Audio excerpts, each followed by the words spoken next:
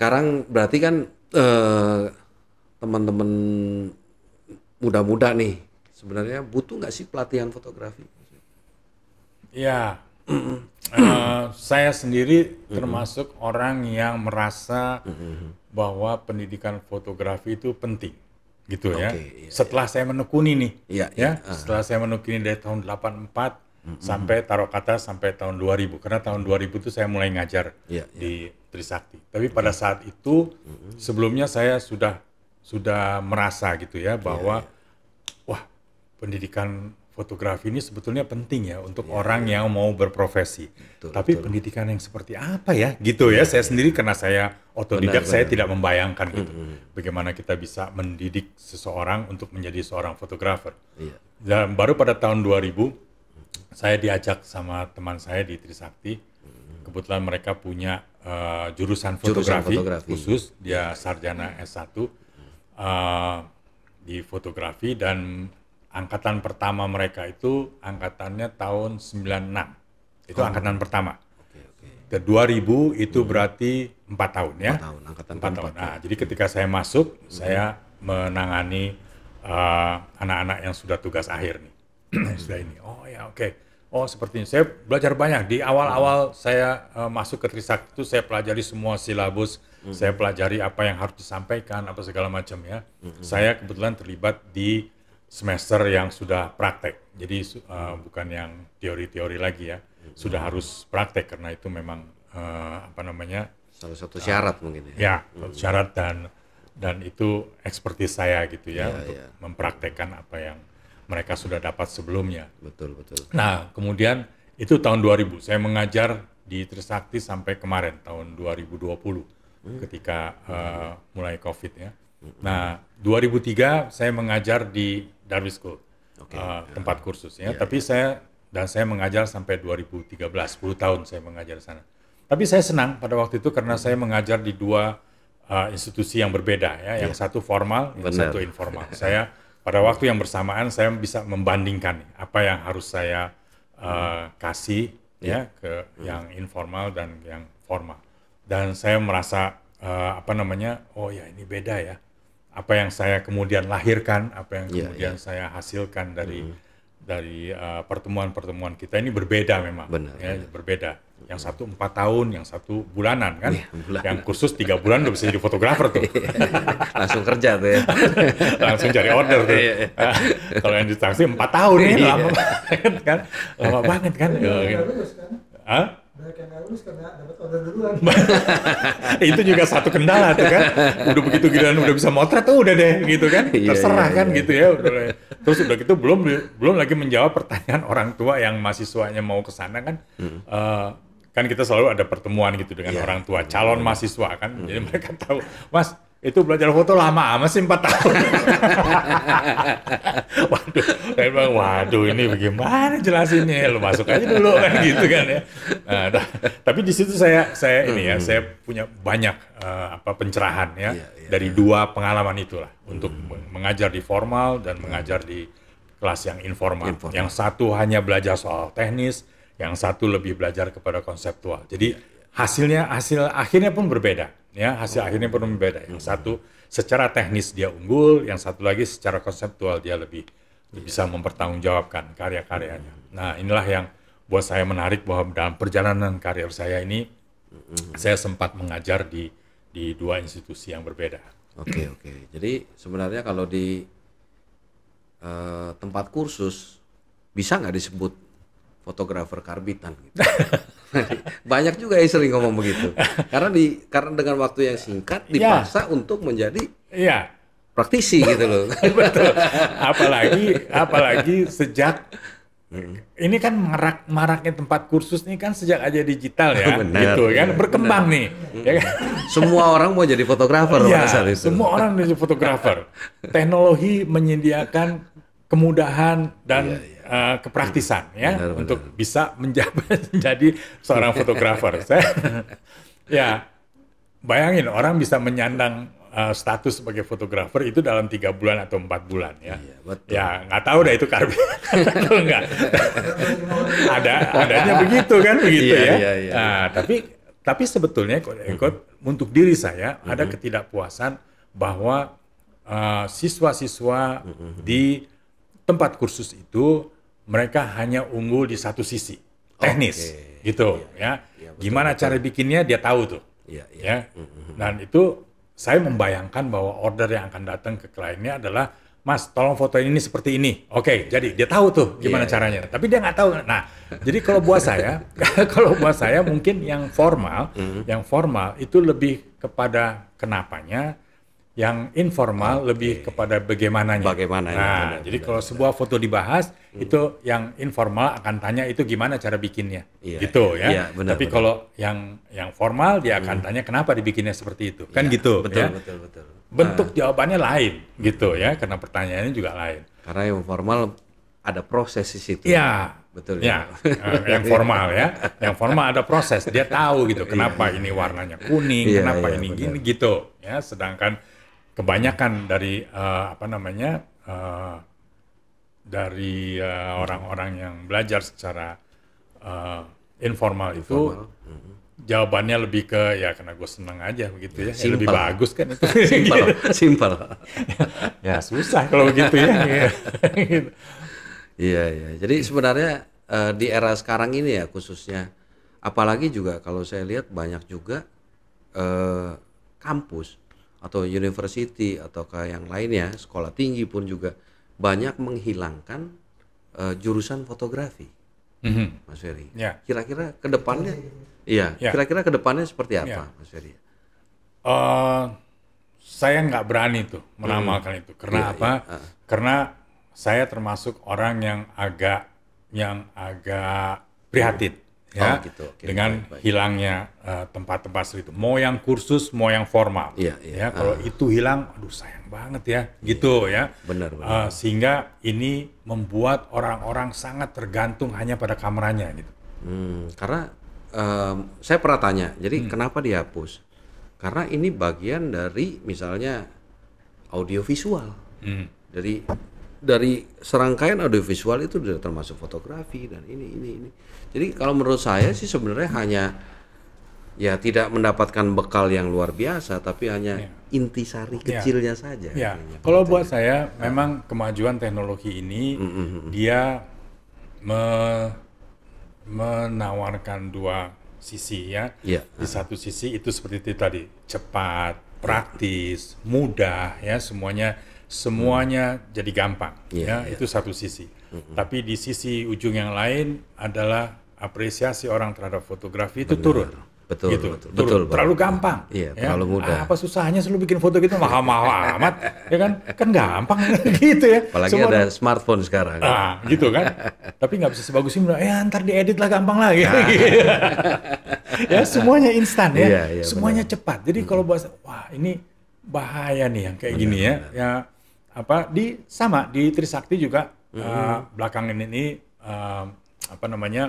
menjadi dilema ya, bahwa ada mata kuliah yang dihapus karena ketersediaan pendukungnya punah ya.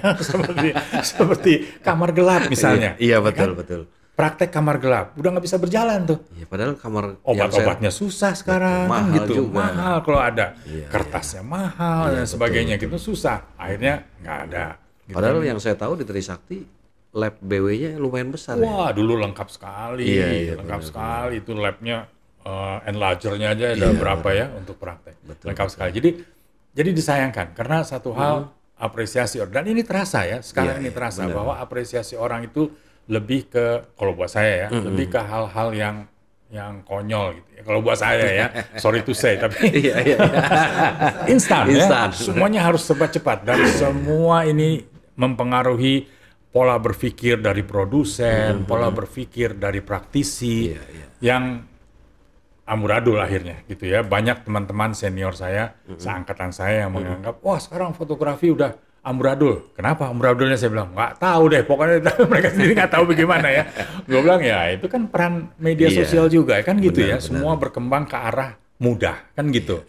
Semua berkembang ke arah instan. Ya udah, orang capek berpikir lama-lama. akhirnya mempengaruhi juga di kualitas dan harga. Iya. Ya. Begitu ya. Dan apresiasi. Dan saya, apresiasi, betul, saya betul. terus terang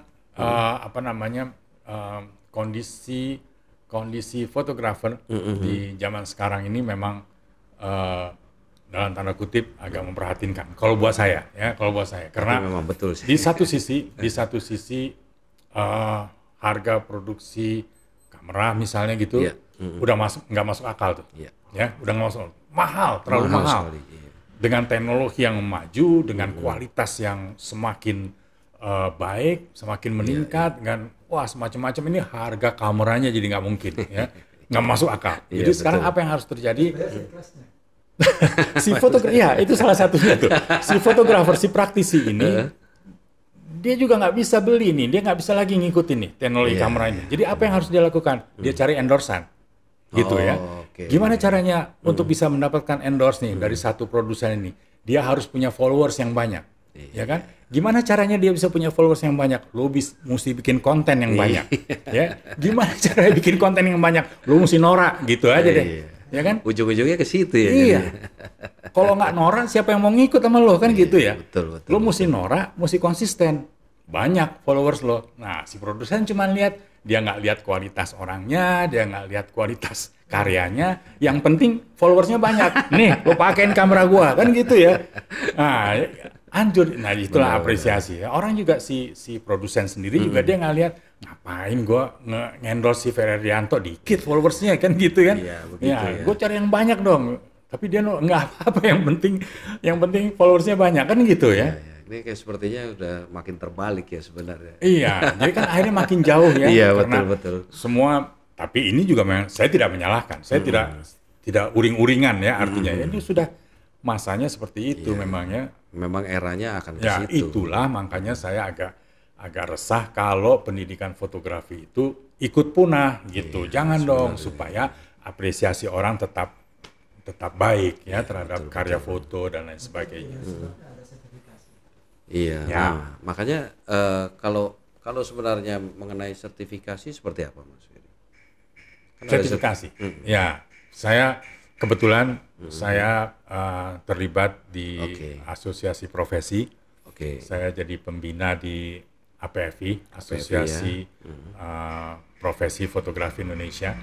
Dan APFI ini dia salah satu gerakan terbesarnya adalah sertifikasi.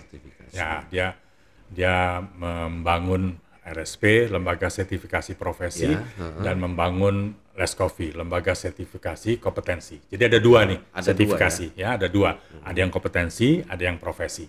Nah, itu dua-duanya ditangani oleh APFI. Mungkin banyak juga yang nggak ngerti nih apa perbedaan profesi dan kompetensi. Oke. Sebetulnya banyak juga yang nggak tahu apa itu sertifikasi, kan gitu ya. Banyak juga. Mulainya dari sana. Oke, baik. Sebenarnya sertifikasi ini harus kita sambut baik karena ini adalah salah satu bentuk kepedulian pemerintah terhadap profesi fotografer. Ya, itu yang pertama dulu. Kenapa dia peduli? Karena si pemerintah ini dia kadung menandatangani perjanjian secara berjamaah dengan negara-negara ASEAN lain ya, bahwa semua tenaga ahli harus bersertifikat. Nah, jadi dia tanya deh nih, apa sih profesi yang harus sertifikat? Si pemerintah nih nanya nih, banyak termasuk salah satunya adalah kreatif. Ya, di dalam kreatif itu ada musik, ada film, ada macam-macam. Turunannya ada pembatik, apa segala macam. Berapa? 46 kalau nggak salah ya, Mas. Ya, waktu itu Ibu Mari Pangestu yang dia obrak-abrik tuh. Dia yang paling concern ya sama ini, dia harus, departemennya dia harus memetakan nih yang namanya kreatif itu apa. Nah, termasuk salah satunya fotografi. Nah, jadi fotografi ini termasuk profesi yang harus bersertifikat. Gitu. Ini kepedulian pemerintah, sehingga pemerintah mengumpulkanlah fotografer nih, kita nih. Kita mesti bikin SKKN ini, ya, buku panduan untuk menstandarkan nilai-nilai sertifikat itu. Nah, jadi yang bikin kita juga, fotografer juga, gitu ya. Terbitlah sertifikasi. Jadi sertifikasi itu pada intinya adalah bentuk kepedulian pemerintah terhadap profesi kita dengan menyediakan amunisi baru. Iya, iya. untuk fotografer. Lo mau ambil, boleh. Nggak ambil ya nggak apa-apa, terserah. Itu sih. Tapi ini, gue udah kadung nih. Gue udah kadung teken perjanjian. BUMN harus pakai fotografer yang sertifikat. Gimana dong? Nah, gitu kan. Nah, jadi gue fasilitasi semuanya. Nah, itulah sertifikat. Nah, kemudian ada sertifikat profesi, ada sertifikat kompetensi.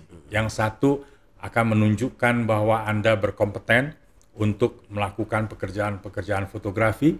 Yang satu adalah sertifikasi untuk profesimu.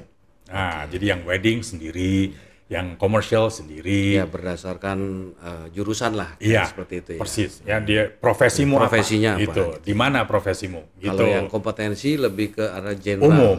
Ya, makanya si kompetensi ini lebih diarahkan ke SMK misalnya gitu ya. Supaya si orang-orang ini bisa bekerja di studio foto misalnya, atau jadi asisten misalnya gitu ya. Keahlian khusus ya. Ya, terus kita juga cari asisten jadi gampang ya. Kalau kita bilang, saya cari asisten untuk lighting yang bersertifikat. Wah, ini gampang kan? Ya, saya udah bersertifikat, ada. Benar. Starting umur berapa? Usia berapa tuh, Mas? Untuk yang kompetensi ya? Untuk yang kompetensi, kalau saya nggak salah 17, karena kompetensi ini dia jenjangnya metodenya jenjang ya. Jadi yang sekarang level 3, leveling level 3 itu sama dengan D1. Nah, gitu. Jadi dia kalau dibicarakan usia mungkin 16 mungkin ya. 16 17 tahun ya. SMA sebenarnya. Ya, SMA. Jadi sebenarnya kalau teman-teman yang mau mendapatkan sertifikasi kompetensi gitu ya, itu butuh waktu berapa lama? Apanya? Proses dia mendapatkan sertifikatnya.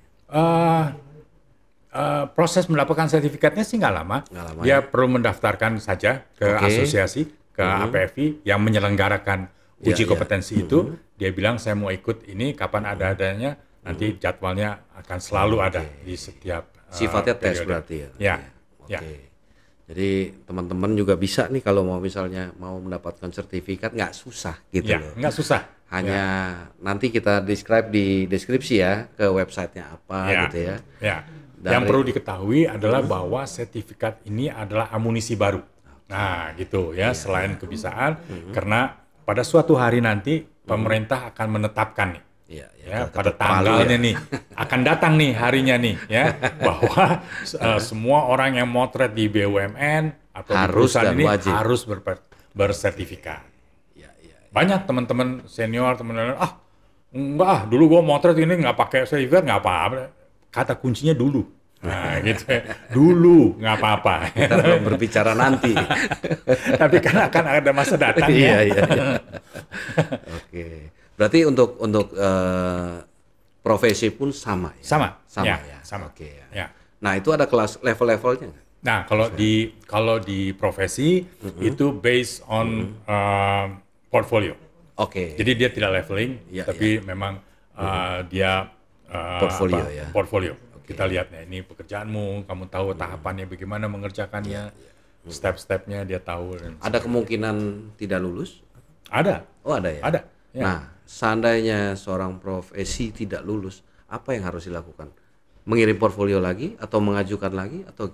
Ya, mengirim portfolio lagi di profesi ya, mengirim portfolio baru, kemudian dia mempertanggungjawabkan portfolio itu berdasarkan foto yang dia kirim kemudian. Benar. Jadi bedanya di kompetensi itu ada leveling. Ada leveling. Sampai level berapa tertinggi? Yang sekarang lagi digarap level 5. Level 5 itu S1. Oh, setara dengan S1. Setara dengan S1, ya. Berarti mungkin bisa nanti kelanjutannya S2, S3? Ya, bisa ada level sampai 8 kalau nggak salah. 8 ya? 8 sudah pengkaryaan yang sifatnya apresiasi itu tadi. Nah, kalau sudah mendapatkan sertifikat, apakah bentuknya seperti STNK atau SIM harus diperpanjang? Ya, kalau yang kompetensi, dia berlaku seumur hidup, dia tidak perlu diperpanjang. Tapi yang sertifikat profesi, dia berlaku 3 tahun. Kemudian diperpanjang. Ya. Kenapa harus diperpanjang? Mungkin karena di profesi ada kemungkinan seseorang tidak berprofesi lagi di situ. Oke. Ya. Benar. Iya, iya. Berarti Ganti sebenarnya profesi lah istilahnya. Tapi kalau kompeten, ya sekali orang pegang kamera kan dia udah iya, dia tahu akan ya tahu apa ya. yang harus dilakukan ya. Tapi kalau misalnya seorang fotografer bisa aja besok punya kafe dan tidak motret lagi gitu. Ya, benar. Ini banyak pertanyaan, kalau bisa dapat sertifikat bakal dapat Nah, Kenapa? Kenapa? bakal dapat ini ya, kalau dapat sertifikat Heeh. itu bakal dapat ini enggak? pekerjaan. Nah itu yang apa namanya? Kalau buat saya salah persepsi ya. Iya, iya. Seperti yang saya bilang tadi, sertifikat ini adalah amunisi, Iya. amunisi tambahan. Betul, Gitu. Soal rezeki sih soal yang di atas ya. Iya, benar. Kita nggak. Tapi kan sayang ya, kalau seseorang misalnya nih, saya fotografer wedding nggak usah dong punya sertifikat ya. Buat apa? Saya hubungannya sama pribadi kok, kan Perorangan gitu. kan, ya. Perorangan. Saya bilang gini, memang itu betul. Bilang jadi soal lo mau ngambil apa enggak itu serah lo ya. Aku Iya, bilang gitu. iya. Tapi seandainya lo nggak ambil nih, Iya. terus ada tamu nih yang datang ke acara pengantenan nih, kan bilang, oh kamu fotografernya ya, kamu bisa nggak bantu saya motret di kantor, gitu Iya, kan? Wah bisa pak, kebetulan si tamu ini direktur bank misalnya kan, BUMN kan, lo bisa nggak fototin kantor gua? Bisa pak, gitu kan? Oke, sertifikatnya ada nggak? Wah itu saya belum punya pak, sayang kan? Kan gitu ya Akhirnya kan? loss ya. Nah, karena lo nggak punya amunisi, tapi Benar, kalau lo punya amunisi, terserah itu dipakai atau enggak. Pada suatu hari ketemu orang bilang, lo bantuin gue dong, siap, kan gitu. Punya sertifikat nggak? Ada nih pak. Nah, gitu kan. Iya. Itu contoh, misalnya kan gitu. Jadi mau wedding kayak mau apa, ini amunisi, gitu aja, amunisi. Lo ambil. Kalau nggak ya nggak apa-apa gitu. Memang banyak sekali yang saya dengar dalam tanda kutip yang sifatnya kliennya perorangan, mereka menganggap tidak. Iya. Seperti Padahal itu. justru dari klien perorangan itu ya kita punya peluang kan sama Iya, juga kan. betul. Iya, lo dikenalin sama dia misalnya gitu kan. Gue punya temen lo bantuin tuh dia motretin ininya dari mana kek ya, dari Iya, bank mana, BUMN mana gitu kan. Nah, cuman pertanyaan sekarang, emang sekarang udah berlaku belum? Ya, kapan berlakunya? Ya itu balik lagi ke pemerintah kan nggak tahu kita. Kita kan hanya bersiap-siap kan Betul, istilahnya betul, gitu. betul. Ya. Jadi sebenarnya ya sertifikasi itu ya wajib lah gitu ya. Kayak misalnya Iya. kita tamat SD ya kita punya ijazahnya gitu loh. Iya, Ya, kalau- ijazahnya yang diakui oleh sekolah kan Betul, gitu. betul. Lo punya sertifikat diakui oleh negara gitu Benar. aja deh, kan gitu ya. Dan itu berarti tercatat oleh negara. Iya, gitu ya. iya. Kan dokumennya dokumen negara itu, kan diakui oleh negara. Iya, Ya, tinggal peraturannya hanya kapan? waktu. Ya, nggak tahu kalau itu sih urusan pemerintah. Yang pasti itu udah diteken kan begitu. Pada Mumpung suatu- sekarang lagi COVID kan. Ya. Iya. Tapi udah siap. Dan semua. banyak juga loh teman-teman yang ngalamin ya, mereka mau motret di Singapura misalnya, merasa susah dia. Iya, iya. Ya banyak ada teman-teman saya yang ini. Nah, kalau Mengalami. untuk media itu butuh juga atau tidak? Media gimana maksudnya? Media dia jurnalis gitu. Oke. Apakah dia Iya. butuh sertifikasi juga? Iya. Karena ada teman kita kemarin, padahal dia senior di Kompas ya, Oke. maksudnya di Gramedia Group lah maksudnya. Oke. Mereka kirim foto diminta negara lain karena nggak ada sertifikatnya dipulangin. Ya dipulangin. Ya Nah, betul. itu begitu ya berarti Ya memang. betul. Ya di sini pewarta foto Indonesia sendiri punya lembaga sertifikasi sendiri. Oke. Mereka mensertifikasi anggota-anggotanya khusus ya untuk pewarta itu khusus. Mereka punya ininya sendiri. Nggak apa-apa itu lebih banyak lebih baik. Intinya kan sama Ya, sebenarnya ya. ya intinya Seperti sama. itu ya. Intinya adalah memberikan amunisi. Oke, Ya, oke. Nah, sebenarnya ini untuk mensosialisasikannya seperti apa, Mas Ferry? Kan banyak juga yang nggak ngerti. nih. betul. Ya. Banyak juga yang ngerti. Jadi intinya dari sertifikasi sampai ke yang lagi tren sekarang mungkin hak kekayaan intelektual ya. Betul. Jadi pencurian foto Iya. dan apa namanya orang mau bekerja harus punya sertifikat. Iya. Nah, ini kira-kira menurut Mas Ferry pandangannya seperti apa? Kita memang negara ini sedang menata ya, Oke, baik. menata administrasinya. Kita diharapkan semua sebagai warga negara ini tertib administrasi. Oke. Salah satu hal yang bisa mendukung program itu adalah misalnya sertifikasi, Iya. misalnya MPWP. Iya, Nah seperti itu ya.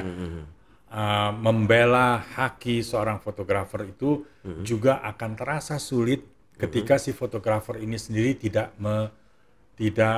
tertib lah istilahnya gitu. NPWP nggak punya, ya kan? Lalu kita ngebelanya gimana dong, kan gitu. Nah, melalui advokasi ini memang diharapkan kita semua bisa terbiasa ya dengan sistem, ya terbiasa dengan tertib administrasi dan lain sebagainya, sehingga pembelaan atau pembelaan hak-hak itu bisa lebih lancar dilakukan. Karena kita semua tertib kan. Saya juga dulu begitu. Saya punya studio, waktu itu nggak kepikir untuk menjadikannya PT misalnya gitu ya. Betul. Tapi kemudian klien saya makin lama makin gede. Saya berurusan sama perusahaan yang harus bayar pajak kan gitu betul. Ya. Terpaksa saya harus punya itu kan. Karena melibatkan PPN, PPH. Iya, gitu. Betul kan. Ya, akhirnya kita jadi tertib administrasi sendiri kan gitu. Kalau enggak ketinggalan kita gitu aja deh. Bener. Iya. Wah, ini seru banget ya sebenarnya dari pengalaman Mas Ferry komersial terus sampai juga membantu untuk sertifikasi. Iya. Nah, intinya adalah mungkin generasi muda ini juga harus tertib ya, seperti Mas Ferry bilang ya. Jadi jangan sampai asal motret, asal jadi, harga berantakan. Betul. Ya. Nah mungkin seikhlasnya. Apakah nanti di API kedepannya akan ada cara menentukan harga gitu? Misalnya gitu. Kadang gini Mas Ferry. Jadi misalnya kayak foto makanan, ada yang nyampe 5.000 perak Mas Ferry. Saya sedih banget fotografer. Benar. Nah, ya. Itu kayak benar. Ya, itu termasuk susah juga jawabnya. Jadi apakah nanti sekalian ada pembekalan sekaligus sertifikasi dan pembekalan juga buat mereka bahwa menentukan harga tuh jangan segini loh gitu.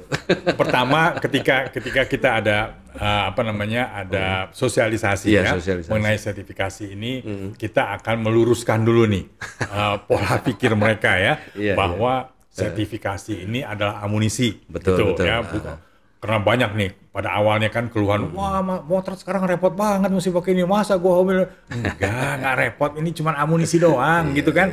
Kalau lo mau ambil, kalau enggak ya enggak gitu loh, nggak usah dibingung-bingungin gitu ya. Dan kemudian apakah benar nih setelah sertifikasi kita bakal dapat order nih rame nih? Ya enggak juga. Ini cuma siap-siap aja. Order mah tergantung yang di atas gitu kan. Kalau lo nyembahnya sering ya dikasih ordernya. Sama amal ibadah gitu. Tergantung amal ibadah lo kan gitu ya. Nah, terus yang ketiga adalah nih kalau kita udah punya sertifikasi ini kita bisa naikin harga dong. Bisa. Kalau itu saya bilang bisa. Ya, karena itu amunisi tambahan tuh bahwa lo bersertifikat. Nah, berapa kita bisa naikin? Nah, itu terserahmu gitu. Nggak bisa kita menstandarkan bahwa lo harus gini, nggak bisa. Itu tergantung dari kebutuhan kita, kan gitu ya. Tergantung dari kondisi ekonomi di tempat dia berusaha, kan gitu. Itu lo yang nentuin, yang tahu. Yang penting kamu tahu nih, harga se-X rupiah ini adalah bentuk apresiasi, ya kan? Terhadap profesimu, terhadap waktumu untuk belajar, terhadap waktumu untuk berproses, kan gitu. Nah, itulah saya agak prihatin juga untuk misalnya melihat promo yang sifatnya seikhlasnya gitu. Kan kalau itu sih, waduh, itu saya bilang tadi ya itu mungkin bagian dari yang penting lo konsisten dan norak, itu aja deh kan gitu ya, supaya lo dikenal orang, followers lo banyak ya, tapi apresiasimu kan turun gitu terhadap diri saya mau sendiri. Komen aja sampai speechless gitu loh. Takut salah, bener kan? Saya nggak masuk, nggak tahu deh gimana, terserah lo deh kan gitu. Itu jalannya dia silakan gitu. Iya. Oke, seru banget ya Mas Ferry. Jadi tentunya yang generasi muda juga jangan cuman menganggap dirinya fotografi, tapi harus ada payungnya lah, payungnya di belakangnya gitu loh. Jadi untuk kedepannya mereka dan satu hal ya, saya agak bersyukur adalah bahwa pemerintah ini sudah mengakui adanya profesi fotografer ini sekarang ini sudah mengakui dengan adanya sertifikasi. Dari awalnya sebetulnya pemerintah minta fotografi ini punya perwakilan dalam bentuk asosiasi, kita bikin kan gitu, kita bikin asosiasi profesi. Kemudian setelah ada asosiasinya ini, kita akan bikinkan sertifikasi, dibikinin sama dia kan gitu ya. Ini kan salah satu bentuk apresiasi pemerintah terhadap profesi kita. Kalau ada orang tanya sekarang sama saya, Mas, ini profesi fotografer ini masih menjanjikan apa enggak sih? Gitu kan ya. Saya bilang menjanjikan apa nih? Menjanjikan Ferrari apa gimana? Susah gue jawabnya ya. Kalau ini Marcel udah mau, awal-awal udah mau Ferrari ya susah gue gitu kan. Tapi kalau ditanya apakah ini masih menjanjikan ini, saya akan jawab alhamdulillah masih. Buktinya apa? Buktinya gue masih hidup begitu aja deh kan gitu ya. Nah gitu kita tinggal bagaimana kita menyikapinya gitu aja profesi kita ini. Tapi unik juga ya, seikhlasnya itu ya. Itu unik banget. Di satu sisi ini gimmick apa nih? Oh ya, yang penting norak ya. Iya benar ya udah. Itu saya mungkin bagian dari gimmick kan. Iya kan, bagian dari gimmick. Yang penting norak gitu aja dan konsisten terus aja. Gitu. Terserah deh lo nggak bisa bayar pegawai kan. Yang penting konsisten gitu. Nah, yang terakhir nih Mas Ferry, mungkin bisa kasih pesan-pesan buat teman-teman yang masih starting berkarya ataukah masih muda-muda lah nih, kedepannya seperti apa? Ya. Kedepannya seperti apa? Gini, kalau buat saya, kenapa sih saya kok betah jadi praktisi ya setelah 30 tahun lebih saya berprofesi di fotografi ini, 35 tahun lebih. Kalau buat saya salah satu hal yang paling menyenangkan untuk menjadi seorang fotografer itu harus sering ngayal. Gitu aja. Bener. Kan ngayal tuh enak tuh ya, gratis lagi kan, ngayal dikerjain. Kayak saya sekarang nih ya, kalau saya lihat gini, saya dalam benak saya nih kalau gue potret kayak apa nih ya, gitu ya. Dalam benak saya gini, ini bagus ya ruangan ini kalau gitu. Imajinasi udah keluar terus ya. Terus aja ini gue mesti pakai lampu apa nih ya, gitu ya. Kita berkhayal terus, karena satu proses membentuk imajinasi, membentuk kreativitas, itulah yang akan menentukan warna kita sendiri gitu. Ya, saya nggak bisa. Saya berpuluh tahun, saya 20 tahun ngajar di Trisakti, saya 10 tahun ngajar di Darwis School Fotografi. Saya tidak pernah mengajarkan murid saya untuk menjadi saya. Gitu. Iya, betul. Tapi saya sangat ingin mereka jadi dirinya sendiri. Lo mesti pinter ngayal, gitu aja deh. Kalau lo lihat orang, lo lihat cewek kayak, lo lihat apa kayak, gimana tuh? Lo kalau lo foto, gitu ya kan? Gimana? Dari mana dia cantiknya? Dari mana? Nah, gitu. Saya kira kalau ditanya apakah bagaimana profesi fotografi ini ke depan, itu sangat tergantung dari diri kalian. Kalau kalian maunya gampang-gampang aja, cepet-cepet aja, instan, ya seperti itulah hasilnya gitu ya. Tapi kalau kalian rajin mengikuti proses, berlatih, dan terus bisa menghasilkan karya-karya, ya saya kira peluangnya masih banyak ya, karena orang yang cari. Ini namanya kan dunia kreatif, ya. Lo mesti kreatif dong, gitu ya. Jangan tergantung alat, maksudnya gitu. Saya pikir begitu. Kalau semakin Anda kreatif, semakin terbuka peluangnya, gitu aja. Iya. Aduh, seru banget nih. Udah 1 jam lebih, nggak berasa. Oke, boleh minum? Silakan minum.